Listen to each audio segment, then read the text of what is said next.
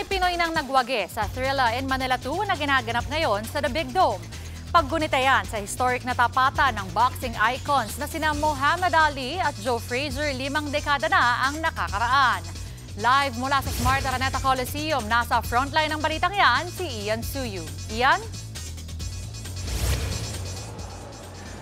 Denise, 50 years mula nga nang masaksihan ng mga Pilipino ang pinakamalaking boxing event na ginanap dito sa ating bansa, muling nagbabalik ang aksyon sa pagsisimula ng Thrilla in Manila 2 dito mismo sa The Big Dome. At ngayon nga, ongoing na yung mga undercard matches natin kung saan may mga Pilipino na nga po tayong pambato na nagsipagwagi.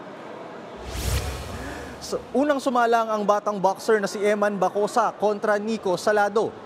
Nang ibabaw ang tangkad ni Bacosa at dinomina si Salado in 6 rounds tungo sa unanimous decision. Sa isa pang laban, wagi naman via TKO si Ronerick Ballesteros kontra kay Speedy Boy Acope para makuha ang Philippine Youth Lightweight Championship.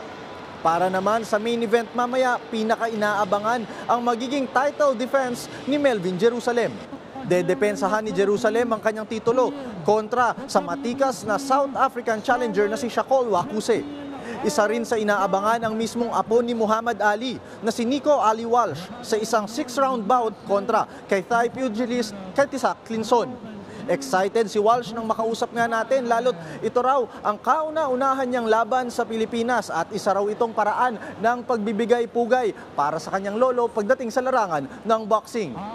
Kasama rin sa powerhouse lineup ang dating Olympic medalist at undefeated pro na si Yumir Marshall.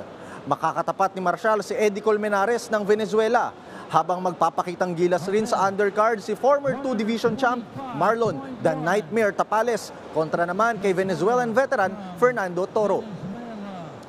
Alam mo Denise, bukod nga sa action ngayon dito, isa pang pasabog yung nabalitaan natin kanina, no, ng mismong si 8th Division World Champion Manny Pacquiao ang mag-anunsyo na sasalang nga raw siya next year sa ring ulit, at ang posible niya makalaban, ongoing talks na raw sila with Floyd Mayweather o di kaya Ukrainian champion Vasily Lomachenko. Maya-maya inaasahan din yung pagdating ni Pangulong Bongbong Marcos para panoorin nga itong historic event na ito. Yan muna ang latest mula dito sa The Big Dome. Denise? Maraming salamat, Ian Suyu. Mga kapatid, Cheryl Cosim po. Maging maalam at may pakialam sa mga napapanahong issue at headlines. Mag-follow at mag-subscribe na sa social media pages ng News 5.